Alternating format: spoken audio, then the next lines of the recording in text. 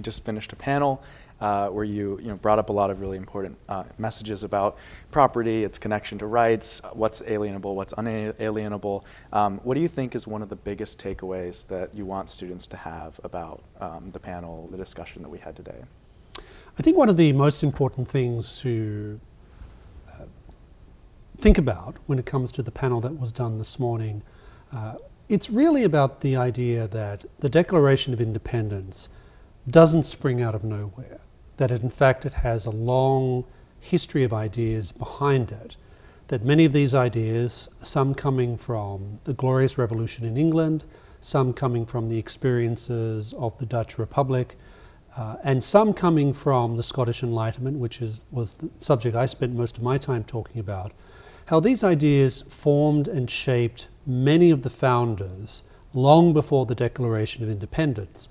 And that when you look at the Declaration, whether it's its discussion of unalienable rights, or whether it's the idea of the pursuit of happiness, or even the very premise that a societies, the colonies of North America could choose to break from, quote unquote, the mother country, as it was often described at the time, and effectively secede from the British Empire, that these ideas, many of which were associated with notions of rights and natural law, in fact precede the revolution, and that many of the founders drew upon many of these older ideas when explaining what they were doing, why they were doing it, and the type of polity and economy that they hoped would emerge as a consequence of this very dramatic act to cut themselves off from the mother country.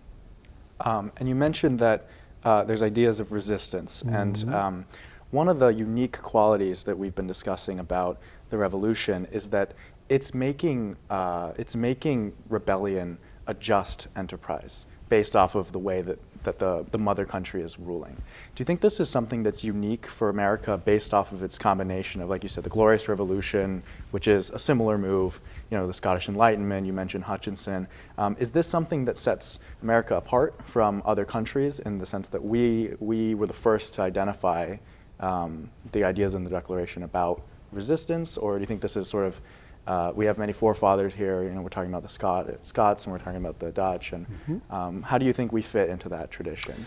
So notions of a right to rebellion, the notion of the right to overthrow tyranny goes back a very long way in history. You can find intimations of this in some of the writings of Roman thinkers like Cicero.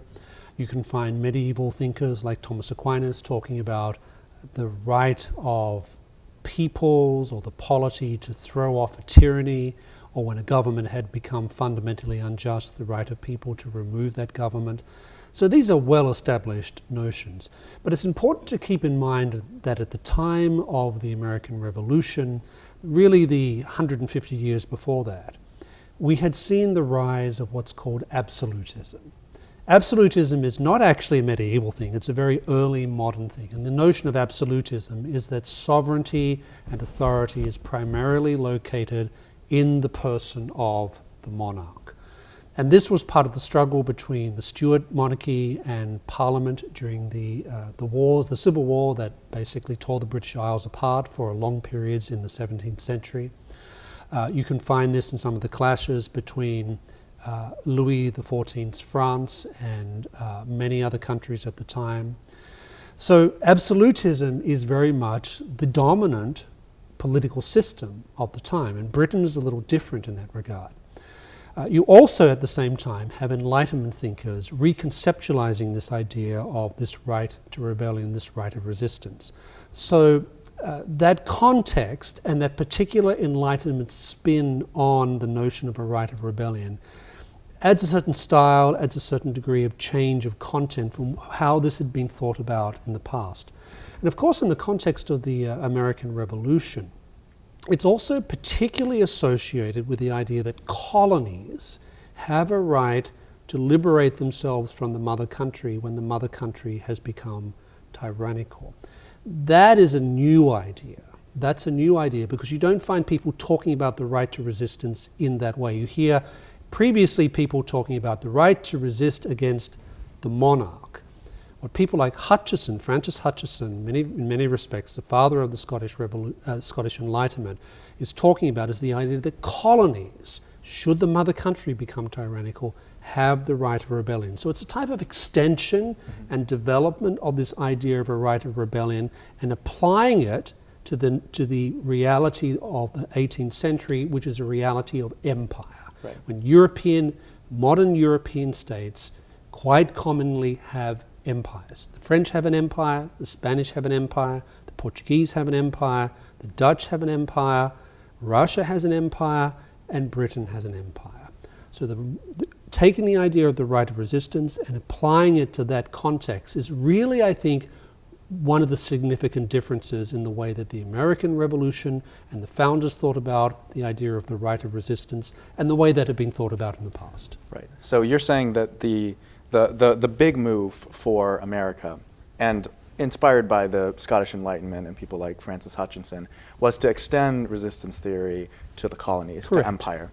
And you also mentioned that there's a host of different schools of thought on resistance throughout time. And so I'm wondering, like, for instance, you have St. Thomas Aquinas saying that an unjust law is not a law. And then you have people like Hobbes who are saying, like once your life is threatened, you can sunder this sort of, like, the rights that you've given to the sovereign. Do you think that, so there's a clear direction between the American thinkers and the Scottish Enlightenment? How does maybe Francis Hutcheson or even the framers or the founders, how do they situate themselves in that vast tradition of resistance? Yes, so it's very clear that the American founders had read, many of the American founders, John Adams, Thomas Jefferson, and others, had read Hutcheson very closely on this particular point of the right of resistance, the right of colonies to break away. And that's partly because they all learnt this when they went off to college, when they were studying law, or when they were doing some degree of jurisprudence or moral philosophy or natural religion, as it was called. They were reading these texts that had emerged in Scotland and then were being used by Scottish clergymen to teach people in places like the College of New Jersey, which we call Princeton today, right? But, now that being said, I think it's important to remember that it wasn't just these texts that these founders were reading. They were reading Cicero. They were familiar with the works of people like Francisco Suarez. They were obviously very familiar with the works of Locke and Hobbes. They were also deeply immersed in these wider and deeper traditions, these medieval traditions, classical, ancient world traditions. So while I think it's true to say that there's a particular American trajectory that's inspired particularly by, let's call it these moderate Enlightenment thinkers, people like Locke, people like Hutcheson, people like Adam Smith, etc., we shouldn't think that they're somehow not paying attention to all these other thinkers who they read very, very carefully when they were being educated either at home or in the context of a formal educational institution. Wonderful. And so today, what do you think students need most to be aware of in the intellectual lineage of the Declaration? You hear in school it's inspired by the Enlightenment. You hear kind of about some of these names, but what do you think people are missing today in the classroom, maybe in sort of modern consensus and opinion about where we came from? What's missing? So I think maybe one of the most important things that's being missed is the idea of the normative basis of these rights and these claims that are being made by the American revolutionary thinkers. They were not skeptics. They were not philosophical skeptics. They were people who were very much rooted in what we would call a type of natural rights and even by extension a type of natural law tradition. It's very important to remember that at this period of time, the idea of natural law, the idea that through reason we can discern certain goods, we can discern certain freedoms that are part of who we are as human beings. This is just accepted as normal. We live in a world today in which concepts of rights are very much informed by what you might call positivistic types of thinking. By that I mean simply the declaration of a government or a group of people that such and such a thing is a right, and that's all you need to justify it. That is not how the founders thought. They believed that these things were innate to human beings because they assumed that there is a universal human nature, that human reason is universal, and that this reason can lead us to know certain goods and therefore certain rights as inherent to who we are as human beings. And I think today that is less clear in the way that many people, including many Americans, talk about notions of rights. You'll often ask people, well, where do these rights come from? Well, the government. Well, that's not how the founders thought about these things. They thought these things came from, in the words of the Declaration, nature and nature's God. Now, you can interpret what that actually means. You can say, okay, that sounds very deistic, but there are other people who would say, no, this type of language was used, nature and nature's God, was used by religious believers at the time, people who were not deists, who were more or less Christians, right? So I think this is a very important difference in the way that the founders talked about rights, and you can see this in the type of rhetoric and language that is known and made present by the Declaration of Independence. That, I think, is a very decisive difference between then and now. And I think it's an important thing to understand, because if rights are just declarations by governments, if rights are just things that the government or a legislator decides that we have, then that same government and that same legislator can take them away, right? But if they are, however, grounded upon, these are natural rights, grounded upon a natural law understanding of the world and of human persons, then they are forever. In the words of Coolidge, they are final. Right. They are final. And it's not a mistake, I think, that Coolidge in that speech goes back and links these ideas of this finality to this deeper history, this deeper lineage of how we understand rights. Right. Absolutely. And like you mentioned, Coolidge is part of, you see this sort of, I'm sure you would agree, this is a slow decay, and you have people like Coolidge who are saying, men don't make laws, they discover them. And there is this sentiment over time, but it sort of gives way to the worldview you're describing. One of the criticisms that people will make about the idea that the founders have, because like you mentioned, their idea of freedom and rights are different than the ones that we think of today. One that they'll say is that who's to say what's right? And people, I would say that people like the founders may say that it is the project of political thought and philosophy to use reason to answer these questions.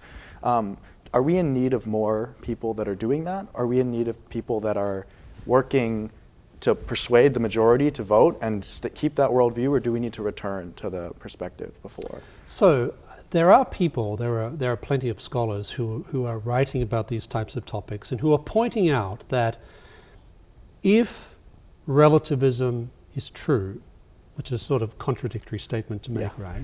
Already, yeah. Right, so it's already starting to fall apart. There's no truth except there is no truth. Well, then that means there's at least one truth, right? So there's something objective. The relativism doesn't work, right? So, but they're pointing out that if relativism is true, then there are no rights. Yeah. There's just power. There's just the capacity of individuals to grab power and use it as ruthlessly or as cunningly as they choose to do so.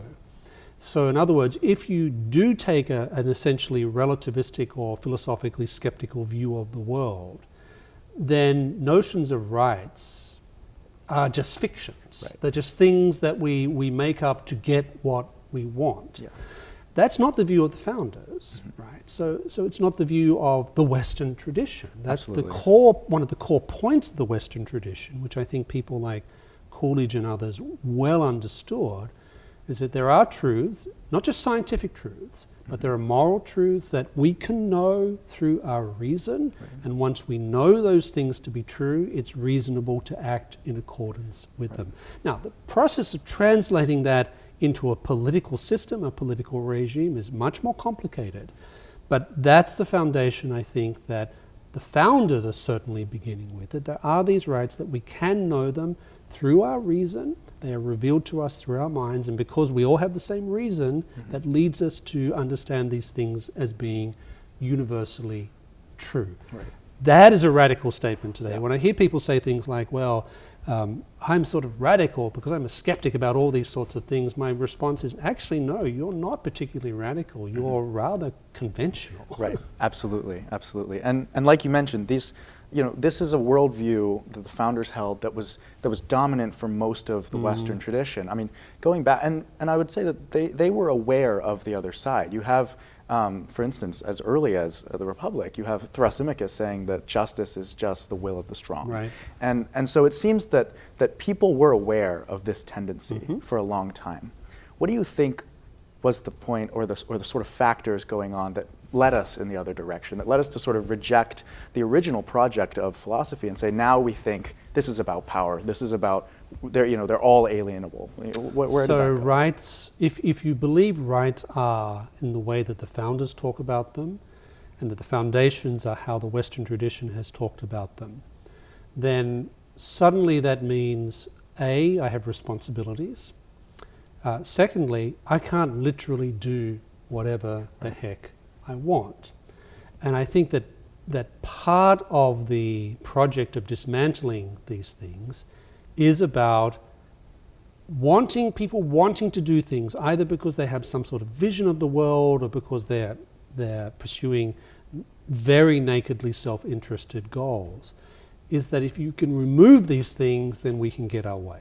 Right. And I think if you look at modern progressivism in the American context, there's a reason why people like Woodrow Wilson were very dismissive of the Declaration, because they understood that it's making a very strong normative explanation for the nature of rights, and a very particular normative explanation that put limits on what government can do. And so if you're someone like Woodrow Wilson and you literally want to restructure everything via the federal government, then notions of rights in the way that the Declaration, and I would argue the Constitution, understand these things, they get in the way of that project. So how do you deal with that?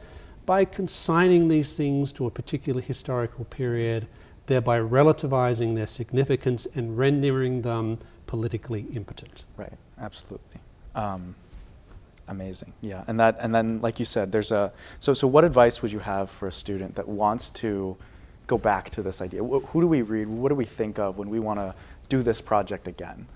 What is your advice for somebody trying to go back to that? Well, I think the most important thing to do is to inform yourself of the full richness of this tradition, of this, what I'll call a natural rights and natural law tradition, which is very central to the way that almost all the founders thought about these types of questions. And that means reading. It means reading original texts, whether it's the Constitution or the Declaration of Independence, but also going back further, reading people like Cicero, reading people like Aristotle, reading people like Thomas Aquinas, reading people like Suarez, reading people like Grotius and Pufendorf and Smith and Hutcheson and many, Thomas Reid, and lots of different thinkers who have a very strong case to be made for these things.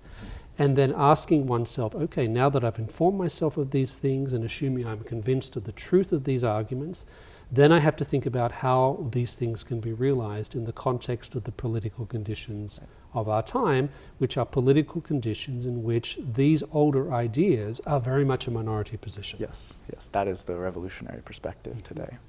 All right, well, thank you very much. Do you have any last comments to make or points to have or anything that you feel like you want to make? No, I just would like to say I'm very happy to have participated in this conference, and I would also like to add that I think that the work that the Coolidge Foundation is doing in terms of expanding young Americans' knowledge of the contribution of Calvin Coolidge, both on an economic level, but also in terms of the type of philosophical thinking that he brought to the exercise of the presidency, is a great service, because I can tell you there are very, very few institutions that do similar type of work today.